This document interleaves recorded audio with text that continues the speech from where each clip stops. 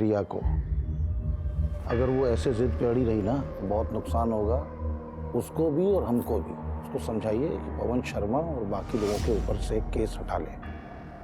समझ रहे हैं ना आप? वाह विजय जी, क्या क्या सपने दिखाए थे आपने। क्या बोलते थे आप कि आप हम जैसे यंग और एक्टिव लोगों के साथ हैं, हमारे साथ मिलकर देश को बदलेंगे। देश का पता नहीं, लेकिन आपने अपने रंग जरूर बदल लिए। बेटा पापा प्लीज एक मिनट। क्या खूब इस्तेमाल किया है आपने मेरा ऑपोजिशन वालों को ट्रैप करने के लिए, और जब आपकी पार्टी की बारी आई तो आप सोच रहे कि मैं रुक जाऊं। निकल जाइए इसी वक्त मेरे घर से। बेटा निकलिए। क्या बोल रही है बेटा? ओपी जी, बहुत आग है आपकी बेटी के दिमाग में, बुझानी पड़ेगी। आप कुछ देर के लिए हम लोगों को अकेले छोड़ दीजिए, मैं समझाता हूँ। नहीं पापा, आप रुकिए। इस आदमी से मुझे कोई बात नहीं करनी है। नहीं, हम आते हैं, हम दवाई लेकर आते हैं। बेटा तुम बात कर।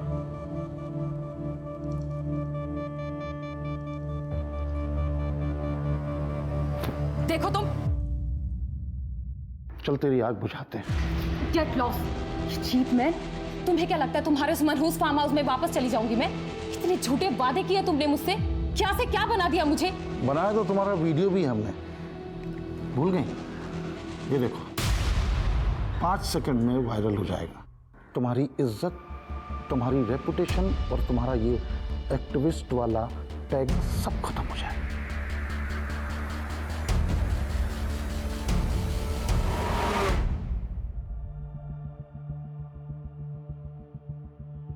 कितने दिनों के लिए जा रहे हो तुम अलाहाबाद? माँ पहले ना एक एग्जाम है, उसके बाद 2-3 इंटरव्यूज, इसलिए ना एग्जैक्टली बता नहीं सकता कितना टाइम लगेगा, लेकिन मैं आपको अपडेट कर दूंगा, ठीक है?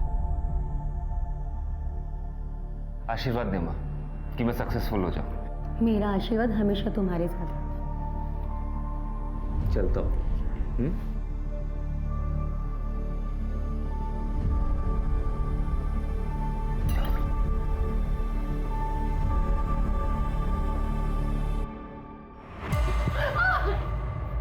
कहाँ जाएगी मुझसे बच के? हैं बहुत चर्बी है ना तेरे को। हम बताते हैं। जाने दीजिए मुझे प्लीज। जाने देंगे ना? हाँ?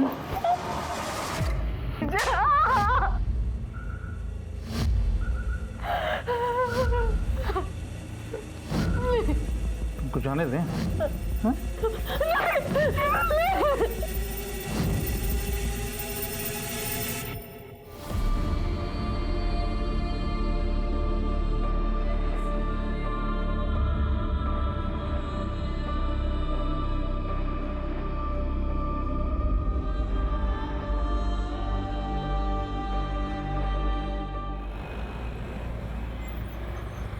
हाँ बोलो, क्या अपडेट है? अच्छा नहीं है भैया जी, उसके साथ हर रात फार्म हाउस पे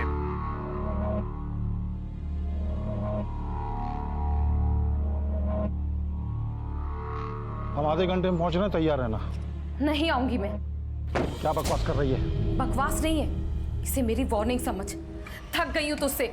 अगर तूने मुझ पर और प्रेशर किया ना तो पुलिस में जाके सब कुछ बोल दूंगी।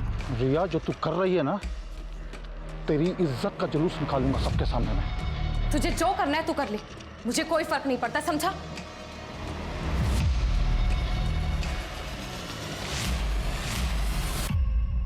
सही और गलत को समझने के हमारे नजरिए पर इस हद तक पर्दा डाल दिया गया है कि जब भी पावरफुल लोग हमारी कीमत पर स्वयं की स्वार्थ पूर्ति करते हैं, तब हम चाहकर भी उनके खिलाफ आवाज नहीं उठा पाते।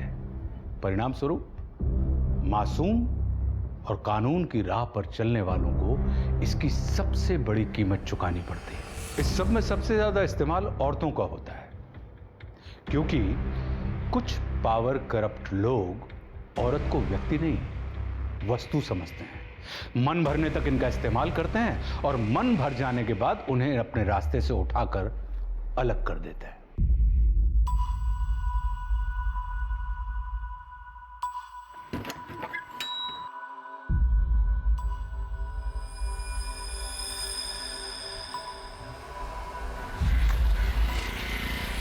उसने क्या किया? सर जन्मदिन जन्मदिन की बहुत बहुत शुभकामनाएं सर। अरे पांडे जी, अरे भाई इसकी क्या जरूरत थी? हम तो जनता के सर्वेंट हैं, है ना? और जनता की सेवा करना हमारा फर्ज है। सर एक फोटो चाहिए था। हाँ जरूर। विजय जानता था सर कि रिया उसके रुतबे की तरफ आकर्षित हो चुकी है। वो जानबूझ के धीरे धीरे उसके करीब आने लगा। आरटीआई एक्ट, जिससे एक आम आदमी अपने राइट्स के लिए लड़ सकता है, उन पावरफुल लोगों को एक्सपोज कर सकता है। सर मैंने आरटीआई फाइल की है, उसकी कुछ रिपोर्ट्स हैं मेरे पास, आप देख सकते हैं।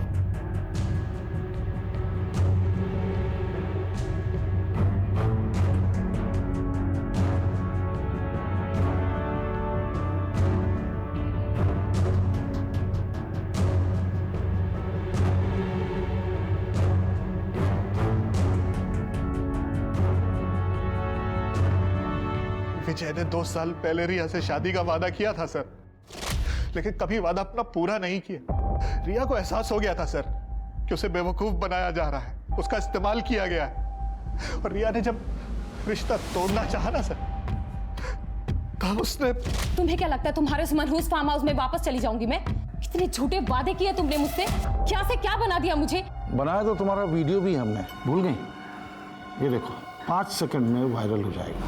तुम्हारी इज्जत, तुम्हारी रेपुटेशन और तुम्हारा ये एक्टिविस्ट वाला टैग सब खत्म हो जाएगा। ये विजय कौन से वीडियोस की बात कर रहा था? क्या वो सेक्स वीडियो थे? जी। लेकिन एक पिता होने के नाते आपको उसे रोकना चाहिए था। जब तक मुझे एहसास हुआ सर, तब तक बहुत देर हो चुकी थी। वो पूरी तरीके से विजय के कंट्रोल में थी। इतना ही नहीं सर, मैं विजय के सामने अपनी बेटी के लिए गिड़गिड़ाया, भीख मांगी मैंने। मैं आपके आगे अपनी बेटी की जिंदगी की भीख मांगता हूँ, उसकी जिंदगी खराब हो जाएगी। अरे अरे क्या कर रहे हैं आप? उठिए उठिए उठिए। अरे आपका ऐसे गिड़गिड़ाना शोभा नहीं देता है। और रही रिया की बात, तो रिया हमारे फार्म हाउस इसलिए आती है क्योंकि उसे वहाँ की ताज़ी हवा पसंद है, वहाँ का व्यू पसंद है। उसी दिन रिया ने डिसाइड कर लिया था सर कि वो उसके सामने अपना सर नहीं झुकाएगी, उसे करारा जवाब देगी। मार दिया मेरी बेटी को उसने। ओम प्रकाश जी, मैं आपकी हालत समझता हूँ, लेकिन आपके पास कोई ऐसा सबूत है जिससे ये पता चले कि विजय ने ही रिया को मरवाया है? ये कैसी बातें कर रहे हैं इंस्पेक्टर साहब आप? मैंने सब कुछ तो आपको बता दिया है। अरे उसके अलावा मेरी बेटी को और कौन मारेगा? वो लोग भी तो हो सकते हैं जिनके खिलाफ रिया ने आरटीआई फाइल की हुई थी। समझ गया सर, बिल्कुल समझ गया सर। विजय एक पावरफुल नेता है, उसके ऊपर आप हाथ नहीं डालेंगे। ओम प्रकाश जी, आप ही थे जिन्होंने विजय जैसे आदमी को अपने घर में घुसने की इजाजत दी। कौन है इसका जिम्मेदार? पुलिस। और इन्वेस्टिगेशन सिर्फ विजय के खिलाफ नहीं होगी, उन सभी के खिलाफ भी होगी जिनके खिलाफ रिया ने आरटीआई फाइल की हुई थी। सबके पास मोटिव है। शर्मा, उन सभी नेताओं की कुंडली निकालो जिनके खिलाफ से रिया ने आरटीआई फाइल की थी। और ये ओम प्रकाश, इसकी भी पूरी डिटेल निकालो। कहीं ऐसा तो नहीं कि इस ओम प्रकाश ने अपनी बेटी की प्रताड़ना को खत्म करने के लिए सब कुछ किया हो और सारा इल्जाम उस विजय पर डाल रहा हो? चल के इस विजय से मिलते हैं। रिया चौधरी एक जानी मानी आरटीआई एक्टिविस्ट थी। रिया चौधरी बड़े बड़े नामों को इन्वेस्टिगेट कर रही थी, तो क्या उनके मर्डर के पीछे कोई पॉलिटिकल एंगल है?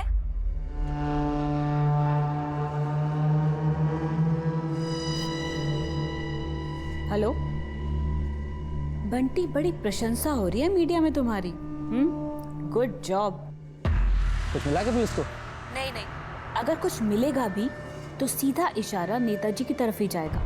मैं और तुम बिल्कुल सेफ हैं। हाँ, ये बात भी ठीक है। अच्छा, मेरा पैसा? पैसे रेडी हैं, जगह बताती हूँ तुम्हें। ठीक है।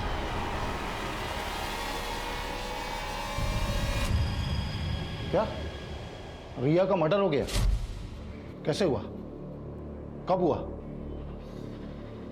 क्यों, आपको नहीं पता? नहीं, हमारी बेटी की मेहंदी का फंक्शन था तो बिजी थे हम। आपको क्या लगता है इस हत्या के पीछे कौन जिम्मेदार है? रिया के फादर ने कहा है कि उसकी हत्या का ऑर्डर आपने दिया है, क्योंकि रिया ने आपकी एक्सप्लॉयटेशन और ब्लैकमेलिंग के सामने घुटने टेकने से इनकार कर दिया था, इसलिए। आप हमारे ही घर में खड़े होके हमारे ऊपर ये बेबुनियाद इल्जाम लगा रहे हैं। आप ही बता दीजिए, रिया के साथ आपके कैसे ताल्लुकात थे? उषा दीक्षित, जो हेल्पिंग हैंड एनजीओ चलाती है, उसने हमें रिया से मिलवाया था और उसने कहा था कि उसकी लड़ाई में हम उसकी मदद करें।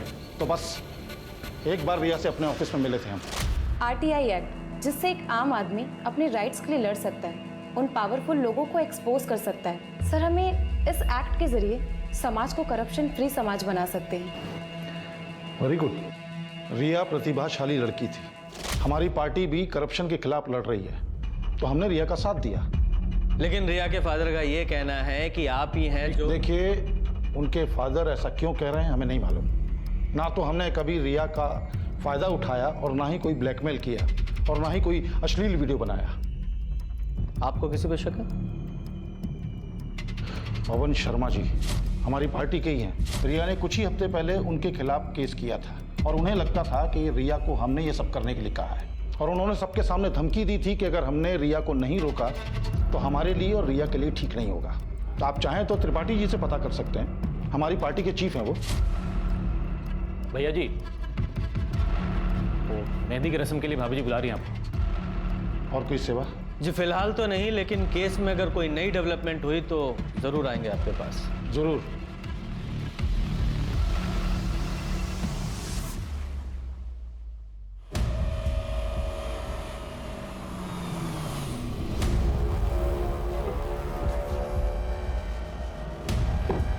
ये लो, ध्यान रखना, गन भी कहीं पर फेंक देना, और जब तक ये मैटर क्लोज नहीं हो जाता तब तक तुम कानपुर से गायब हो जाओ।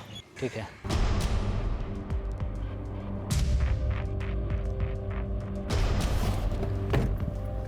काम अच्छे से हो गया। आदमी काम का है।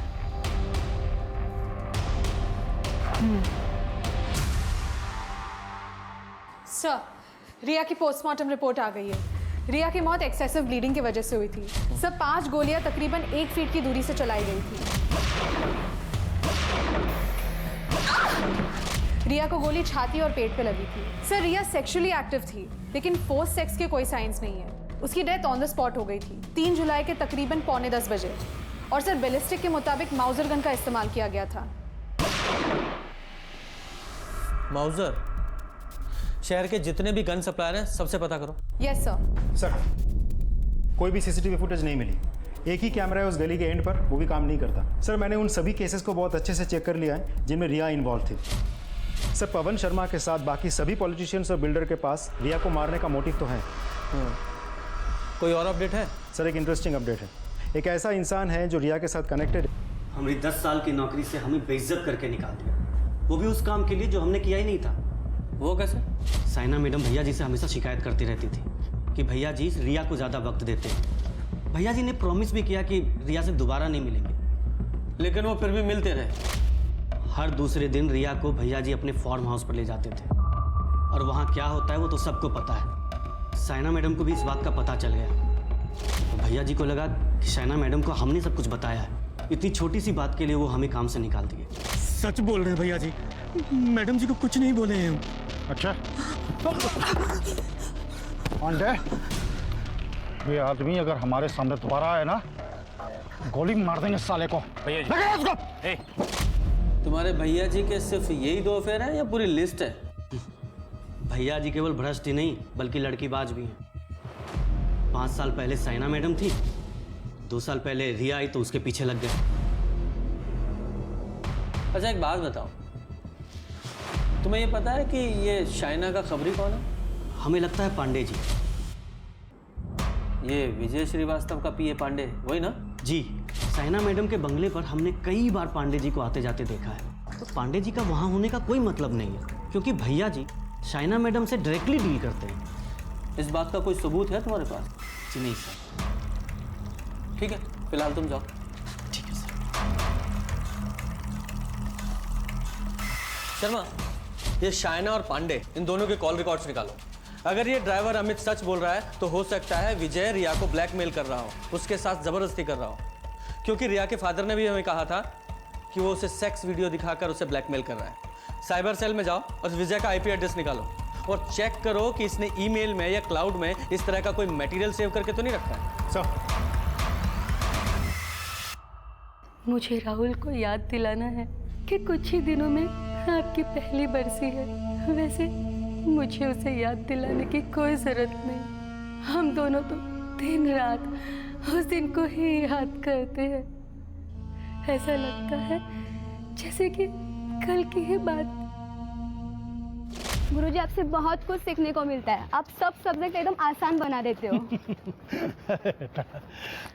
तुमको समझ में आया जो आज हमने क्लास में?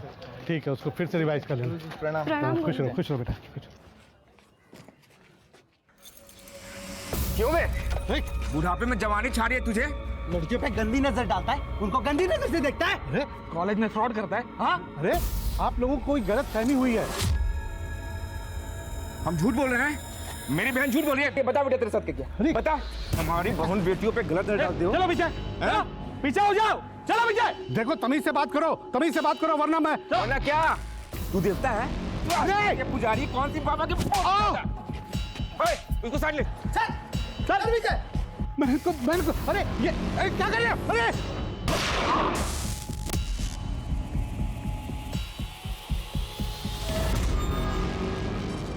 सर,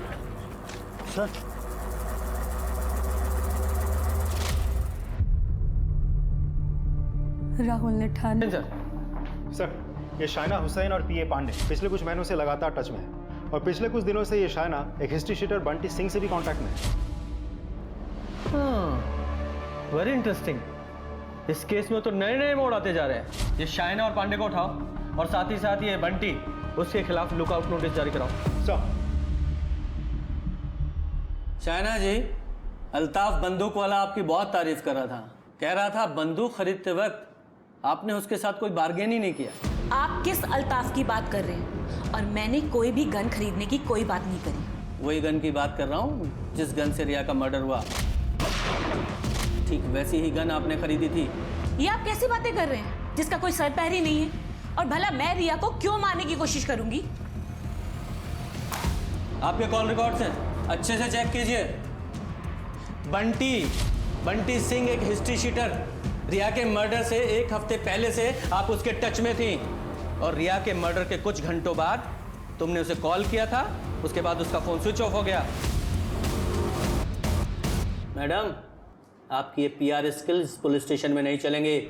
सीधे सीधे बताइए, वरना क्या इंस्पेक्टर, आप मेरे कनेक्शंस जानते नहीं अभी। ऐसी जगह ट्रांसफर करवाएंगे ना कि फैमिली की शक्ल देखने को तरस जाओगे, समझे?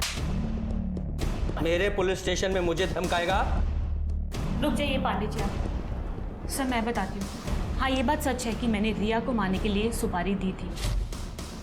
वो इसलिए क्योंकि रिया की वजह से विजय जी ने मुझसे मिलना बंद कर दिया था और मुझे लगा कहीं वो मुझे अपनी ज़िंदगी से बाहर ही ना निकाल दे। इसलिए मैंने सोचा कि मुसीबत की जड़ को ही बाहर फेंक देते हैं। चुप, बकवास कर रही है।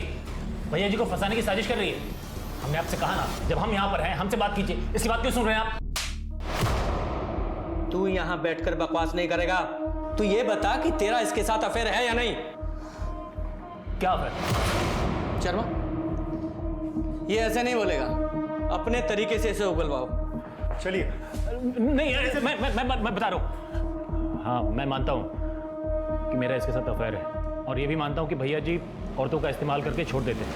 बहुत मजा आता है उनको जब औरतें तड़पती है ना। जिसे बंटी ने बिना कुछ कहे ले भी लिया। पुलिस की जांच में पता चला कि श्याम गुर्जर और रिया के कत्ल में एक ही गन का इस्तेमाल हुआ था, लेकिन बंटी के घर से जो गन मिली थी वो रिया के कत्ल में इस्तेमाल नहीं हुई थी। तो क्या इन दोनों हत्याओं के बीच में कोई लिंक था? अगर हां, तो क्या था वो लिंक?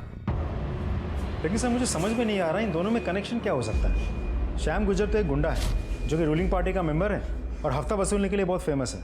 काफी दिनों तक तड़ीपार भी था। तो तुम्हारा कहने का मतलब है कि एक ही गन दो कातिलों ने अलग अलग लोगों को मारने के लिए किराए पर ली। पहले बंटी ने रिया को मारने के लिए, फिर किसी और ने श्याम को मारने के लिए। सर, ऐसा होने के चांसेस तो कम है। सर, न्यूज ऑन कीजिए। कानपुर शहर के जाने माने वकील मेहुल रस्तोगी की दिन दहाड़े दिल्ली हाईकोर्ट के बाहर गोली मारकर हत्या कर दी गई है। आज उनके पार्थिव शरीर को कानपुर में लाया गया है। तो चलिए इस मौके पर विजय श्रीवास्तव जी का क्या कहना है जानते हैं। सच पूछिए तो हमें यकीन ही नहीं हो रहा है कि मेहुल अब हमारे बीच नहीं रहे। वो एक काबिल वकील होने के साथ साथ हमारे एक अच्छे दोस्त भी थे। It's a big loss for me. Sharma, Delhi police को फोन करो और पता करो मेहुल की कौन से गन से हत्या हुई है। पूछो कि कोई बुलेट शेल मिले हैं क्या, क्योंकि ये भी विजय का दोस्त था। इससे पहले रिया, उसका मर्डर हुआ, वो भी इसकी गर्लफ्रेंड थी, और वो शाम, वो भी इसकी पार्टी का गुंडा था। तीनों का कनेक्शन इस विजय से है। हो ना हो, इन तीनों मर्डर का कनेक्शन इस विजय के पास्ट से है। इसके पास्ट की पूरी कुंडली निकालो, बहुत बारीकी से जांच करो। सर,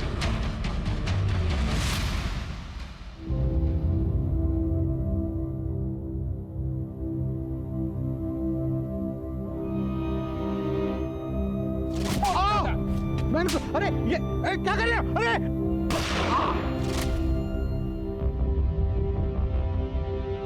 जी सर, वो मैं खुद देख रहा हूँ। Okay sir. सर, 6 महीने पहले प्रोफेसर शशि ठाकुर के मर्डर केस में श्याम गुर्जर को बेल मिली थी। तो उस केस का इससे क्या संबंध है? सर, मेहुल रस्तोगी वो वकील है जिसने श्याम गुर्जर को जेल से बाहर निकाला था, और तब इस मर्डर केस में एक नया नाम सामने आया था, विजय श्रीवास्तव।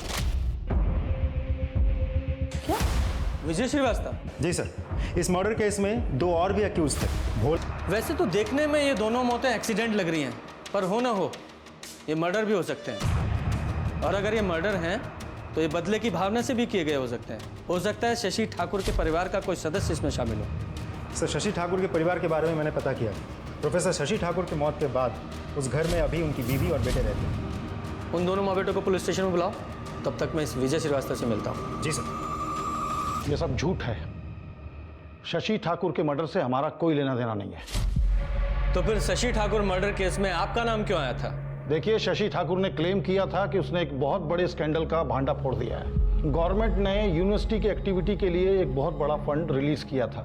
उसका इल्जाम था कि वो फंड रिसर्च और स्पोर्ट्स में ना देके हमने अपने पर्सनल फायदे के लिए यूज किया। बाद में कमेटी ने उस दावे को झूठा साबित कर दिया, और उसके बाद मालूम पड़ा कि यूनिवर्सिटी के अकाउंटेंट से कैलकुलेशन में कुछ गलती हुई थी। देखिए विजय जी, आप मेरी बात शायद समझ नहीं पा रहे हैं। अगर मैं आपकी जगह होता तो मुझे अभी अपनी जान की फिक्र होती। क्यों? वो इसलिए क्योंकि शशि ठाकुर मर्डर केस में जो तीनों अभियुक्त थे, भोला, गगन और श्याम, और वो मेहुल जिसने उन तीनों अभियुक्त को छुड़ाया था, जो आपका भी दोस्त था, सबकी मौत हो चुकी है। और आपकी गर्लफ्रेंड रिया, उसका भी मर्डर हो गया है। अब ये मत कहिएगा कि रिया आपकी गर्लफ्रेंड नहीं थी, क्योंकि हमें अच्छी तरह से पता है कि वो थी। रिया को क्यों मारा? उसका इससे क्या लेना देना था?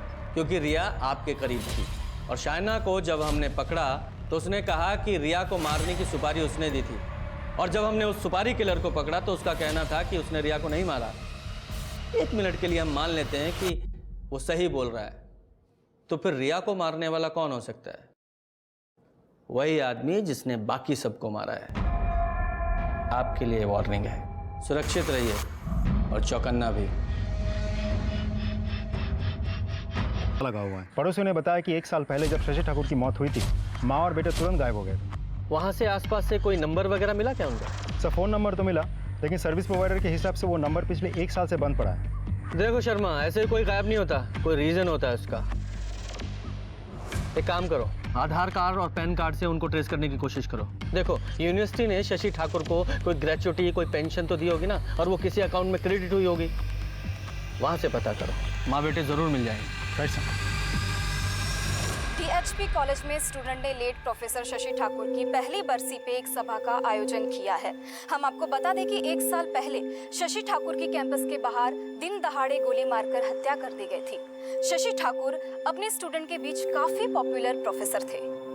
नेताजी विजय श्रीवास्तव कल लखनऊ के लॉ कॉलेज के फाउंडेशन स्टोन का उद्घाटन करेंगे। ये लॉ कॉलेज उनके दोस्त मेहुल रस्तोगी की याद में बनाया जा रहा है, जिनकी हत्या दिल्ली हाईकोर्ट के बाहर कर दी गई थी। सर, शशि ठाकुर का एड्रेस मिल गया है। कहाँ का है? कानपुर का ही है, किदवाई नगर। चलो।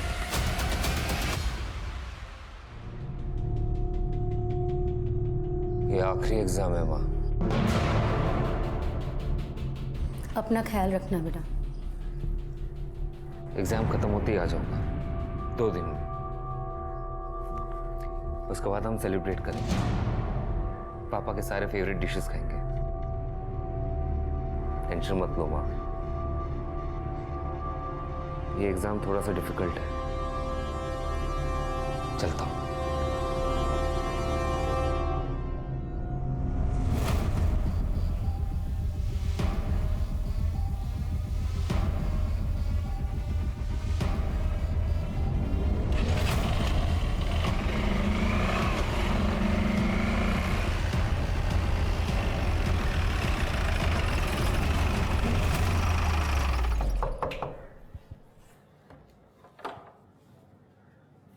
जी कहिए। आपके पति की मौत के सिलसिले में आपसे बात करनी है। शशि को पता चल गया था कि यूनिवर्सिटी के फंड्स को विजय श्रीवास्तव अपने लिए इस्तेमाल कर रहा था। और आपके पति ने उस बात का खुलासा करने की कोशिश की? बिल्कुल नहीं, बल्कि वो तो पहले विजय श्रीवास्तव से बात करने गए थे। ये भूल जाइए कि इस स्कैम में हम शामिल थे या नहीं थे। सिर्फ अपने भविष्य की चिंता कीजिए। अगर अभी का अभी इस मैटर को आपने नहीं क्लोज किया तो अपने करियर से और अपने जॉब से दोनों से हाथ धो बैठोगे। क्या कर रहे हो शशि? बस हो गया। मैंने वाइस चांसलर और सभी न्यूज़ चैनल्स को सारे प्रूफ सेंड कर दिए। अब देखते हैं किसके पास कितने दिन बचे। शशि, कोई प्रॉब्लम तो नहीं होगी ना? रचना, तुम चिंता क्यों कर रही? अच्छे लोगों के साथ सब अच्छा होता है। शशि की मौत एक प्लान मर्डर थी। उनके स्टूडेंट्स लोगों ने कातिलों को देख लिया और विटनेस बन गए। उनके बयान पर उन तीनों कातिलों को और साथ ही साथ विजय श्रीवास्तव को भी गिरफ्तार कर लिया गया। पर कोर्ट में हियरिंग के बाद उन स्टूडेंट्स के गवाह को बदल दिया गया। विजय श्रीवास्तव के वकील ने 100 नकली विटनेसेस तैयार किए और उनके बयान पर यह कहा गया कि वो तीनों कातिल अलग अलग राज्यों में थे, अलग अलग जगहों पर थे और सारे एविडेंसेस मिटा दिए गए। सबको बरी कर दिया गया। आज वो सब अपने परिवार में बहुत खुश हैं, पर हमारा क्या? कौन कहता है कि वो सब खुश हैं? विजय श्रीवास्तव के अलावा सबकी मौत हो चुकी है। यहाँ तक कि उनके वकील मेहुल का भी मर्डर हो गया है। क्या? मुझे इन सब के बारे में कुछ नहीं पता, पर सच कहूँ तो जो हुआ अच्छे के लिए हुआ। उन्हें अपने कर्मों की सजा मिल गई। कर्मों की सजा नहीं मिली है, आपने और आपके बेटे ने मिलकर प्लान किया है और प्लान करके मर्डर किया है सबका। ये आप क्या कह रहे हैं? ऐसा बिल्कुल भी नहीं है। अरे मेरा बेटा तो कलेक्टर की तैयारियां कर रहा है। अच्छी बात है, तैयारी कर रहा है, लेकिन आप लोगों ने बाउसर क्यों छोड़ा? वो राहुल की यूपीएससी की एग्जाम और कुछ गवर्नमेंट एग्जाम्स हैं जिनकी कोचिंग क्लासेस यहीं पर है, इसीलिए हम यहाँ शिफ्ट हो गए। अभी राहुल कहाँ है? वो एग्जाम देने गया हुआ है। कहाँ? मुझे नहीं पता और ना ही उसने मुझे कुछ बताया। आपको पूछना चाहिए था। आपका बेटा राहुल 5 मर्डर का प्राइम सस्पेक्ट है। अगर उसे नहीं रोका गया तो वो छठा खून भी करेगा। सर, रचना से हमें राहुल का जो नंबर मिला था वो नंबर तो स्विच ऑफ आ रहा है, लेकिन 5 मर्डर्स के वक्त वो नंबर हर बार उसी लोकेशन पे एक्टिव था। ये देखिए सर, इसका तो एक ही मतलब बनता है, मर्डरर राहुल ठाकुर ही है और उसके माँ के हिसाब से आज वो अपना लास्ट एग्जाम देने गया है। लास्ट एग्जाम मतलब विजय श्रीवास्तव? ये हो ना हो राहुल विजय श्रीवास्तव को टारगेट करेगा और विजय श्रीवास्तव जब लखनऊ में रैली के लिए खुले में बाहर आएगा तब वो उस पर हमला कर सकता है। शर्मा, एक काम करो, तुरंत लखनऊ के लिए निकलो, फिर राहुल का पकड़ा जाना बहुत ज़रूरी है। Right sir.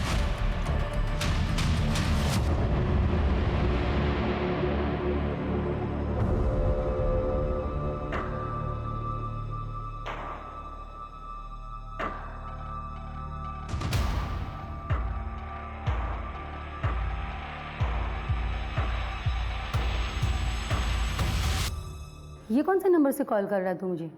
अरे वो माँ, मेरा फ़ोन ख़राब हो गया है, इसलिए किसी और का फ़ोन लेके फ़ोन कर रहा हूँ। अच्छा, एग्जाम्स होगी तेरी? अब एग्ज़ाम तो कल है ना। एक काम कर, एग्जाम होते ही ना सितारा लॉज आ जाना, फिर रात को वहीं रुकेंगे और अगले दिन दार्जिलिंग के लिए निकल जाएंगे। क्या है ना, वो सितारा लॉज से स्टेशन नज़दीक है ना, इसीलिए। ये सब कब प्लान कर लिया तुमने? और दार्जिलिंग क्यों? तू ही तो चाह रहा था कि हम सेलिब्रेट करें, इसलिए मैंने सोचा कि हम दार्जिलिंग चल के सेलिब्रेट कर दें। ठीक है, जैसे आप कहो। अच्छा, रखता हूँ मैं अभी। ठीक है बेटा।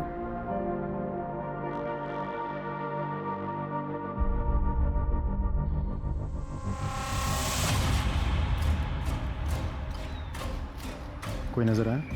नहीं सर, अभी तक तो कोई नहीं दिखा।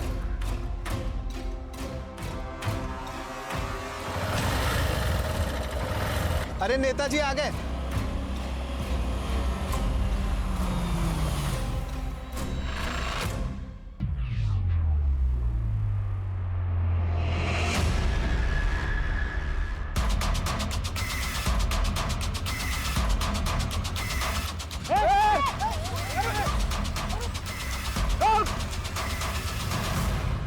क्या शर्मा, ऐसे कैसे निकल गया वो? अगर वो भाग गया था तो उसका पीछा करना चाहिए था ना। उसका पकड़ा जाना कितना जरूरी है पता है ना तुम्हें? सर हम सब वहां उसे पकड़ने तो गए थे, हमारी पूरी प्लानिंग थी सर, लेकिन राहुल ने एन मोमेंट पर नकली विजय का चेहरा देख लिया और समझ गया, वो भाग गया वहां से। अब भाग गया तो अच्छा, ये तो श्योर हो ना तुम लोग? उसका चेहरा देखा था ना, वो राहुल ही था ना? No sir, we are not sure. Sir उसने हेलमेट पहना हुआ था जिसका वाइजर ब्लैक था। सर बहुत बहुत शुक्रिया सर, आपने हमारी जान बचाई। अरे क्या कर रहे हैं? बहुत बहुत शुक्रिया सर। देखिए विजय जी, हमें आपका शुक्रिया नहीं, आपका कन्फेशन चाहिए। आपको डील याद है ना कि आप हमें अपना कन्फेशन देंगे, बदले में आपकी जान बचाएंगे। विजय जी, राहुल अभी भी बाहर घूम रहा है, पकड़ा नहीं गया है और आपकी फैमिली को पूरा खतरा है। आप जो चाहें करें, बस हमारी फैमिली को कुछ नहीं होना चाहिए। जो भी चाहें करिए सर। ठीक है पूजा, इनका स्टेटमेंट लो और इनको अरेस्ट करो। यस सर, आइए।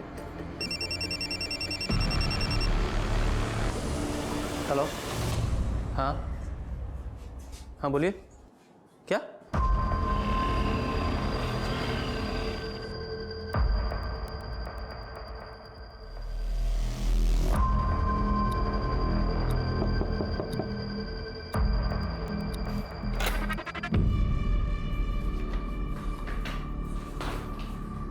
अरे क्या हुआ?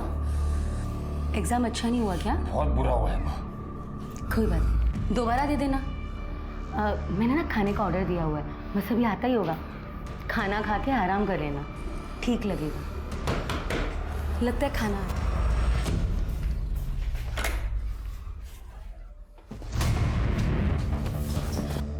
कहाँ भाग रहा है? बदला लेने की आग में तूने इतने सारे कत्ल कर डाले।